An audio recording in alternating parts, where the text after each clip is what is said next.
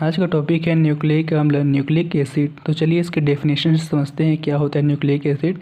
जैसे कि यहाँ पर फर्स्ट डेफिनेशन दिया गया है, carbon, hydrogen, oxygen, nitrogen, phosphate से बने वह वृहद अणु जो अपने एसिडिक नेचर को प्रदर्शित करते हैं न्यूक्लिक एसिड कहलाते हैं। जो मतलब जो मॉलिक्यूल्स हमारे कार्बन से, हाइड्रोजन, ऑक्सीजन, नाइट्रोजन इन सब एलिमेंट्स मिल करके बने होते हैं वो हमारा न्यूक्लिक एसिड कहलाता है। देन सेकेंड डेफिनेशन देखें तो वे कंपाउंड जो आनुवंशिक गुणों को स्थानांतरित करते हैं हमारे न्यूक्लिक एसिड कहलाते हैं।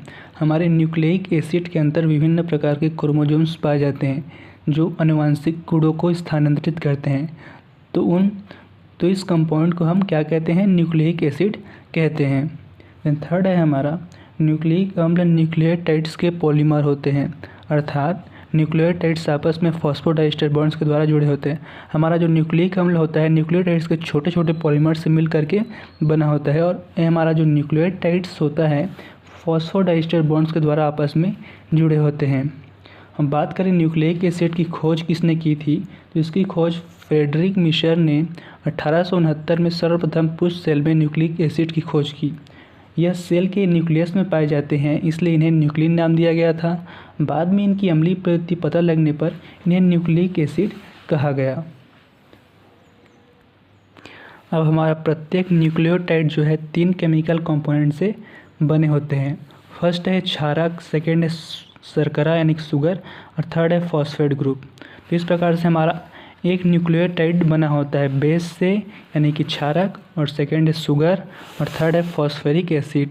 ये होता है हमारा एक न्यूक्लियोटाइड। देन हम अनेक न्यूक्लियोटाइड आपस में जुड़ करके पॉलीन्यूक्लियोटाइड या न्यूक्लिक अम्ल का निर्माण करते हैं। जैसे कि हमारा एक न्यूक्लियोटाइड बना है, अब इसी प्रकार से बहुत सारे न्यूक्लियोटाइड आपस में जुड़ करके पॉलीन्यूक्लियोटाइड का निर्माण करते हैं। जैसे कि यहाँ पर फिर से वहीं पर बेस दिया गया है, शुगर दिया गया है, फॉस्फेट दिया गया है, फिर से उसके बाद बेस दिया गया है, शुगर दिया गया है, फॉस्फेट दिया गया है। मतलब इस तरह से बेस, शुगर, फॉस्फेट का चेन चलता जाता है और हमारा पॉली न्यूक्लियोटाइड्स का निर्माण करता है, जिसे हम न्यूक्लिक एसिड भी कहते हैं। देन है हमारा न्यूक्लियोप्रोटीन।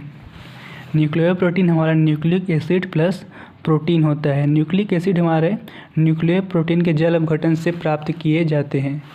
जब हम न्यूक्लिक एसिड हमारा जो है न्यूक्लियोप्रोटीन का जल अपघटन कराते हैं तो उससे हमें प्राप्त होता है। और उसके बाद है न्यूक्लियोप्रोटीन का नॉन प्रोटीन पार्ट हमारा न्यूक्लिक एसिड होता है, और वहीं पर प्रोटीन पार्ट हम प्रोटीन से बना होता है। हमारा जो न्यूक्लियोप्रोटीन होता है उसका non protein part nucleic acid होता है, और प्रोटीन पार्ट हमारा प्रोटामीन का बना होता है।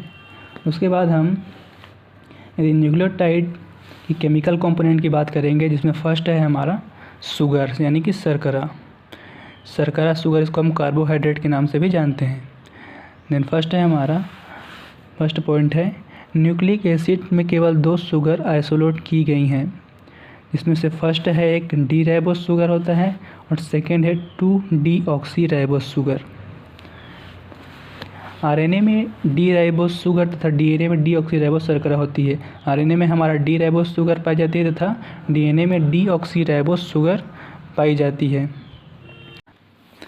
यहाँ पर हमारा 1, 2, 3 कार्बन इस तरह से आपस में श्रृंखला में जुड़े हुए हैं। फर्स्ट कार्बन के साथ हमारा HO ग्रुप जुड़ा हुआ है, देन सेकेंड कार्बन के साथ CHOOH3 ग्रुप जुड़ा हुआ है, और थर्ड कार्बन के साथ CH2OH ग्रुप जुड़ा हुआ है। और वहीं पर 2-डीऑक्सी राइबोस की संरचना की बात करें तो इसके फर्स्ट कार्बन के साथ CH, इस प्रकार से हमारा 4 कार्बन श्रृंखलाएँ आपस में जुड़े हुए हैं। फर्स्ट कार्बन के साथ CHO ग्रुप जुड़ा हुआ है, सेकंड कार्बन के साथ CH2 ग्रुप जुड़ा हुआ है, थर्ड कार्बन के साथ CHOH2 ग्रुप जुड़ा हुआ है यहाँ, और CH2OH ग्रुप जुड़ा हुआ है। तो जैसे कि आप देख सकते हैं कि यहाँ पर सेकंड कार्बन को ऐड कर दिया गया है CH2 को, और यहाँ पर जो हमारा CHOH यहाँ पर 3 मॉलिक्यूल है, और यहाँ पर जस्ट 2 मॉलिक्यूल है। मतलब जस्ट केवल इसको ऐड किया गया है, और यहाँ पर 3 मॉलिक्यूल है, इसको 2 मॉलिक्यूल कर दिया है, बाकी सब सेम है। तो ये होता है हमारा डी राइबोस और 2-डीऑक्सी राइबोस की संरचना। देन सेकेंड देखें इसमें तो हमारा होता है क्षारक यानी कि बेस, जिसमें फर्स्ट होता है हमारा प्यूरिन क्षारक, जिसमें आता है फर्स्ट एडिनिन, सेकंड आता है गुआनिन। उसमें से सेकंड है इसके बाद बी में हमारा होता है पिरिमिडिन क्षारक। इसमें फर्स्ट होता है यूरेसिल, थायमिन, साइटोसिन। हम इसकी स्ट्रक्चर की बात करें तो इस प्रकार से हमारा एडिनिन के स्ट्रक्चर होता है, ये हमारा यूरेलेस के स्ट्रक्चर होता है, ये हमारा थायमिन के स्ट्रक्चर है। इसको तो प्रैक्टिस कर करके आपको देखना पड़ेगा, तभी ये आपको याद होगा। तो हमारा होता है एडिनिन के स्ट्रक्चर, यूरेसिल के स्ट्रक्चर और थायमिन के स्ट्रक्चर।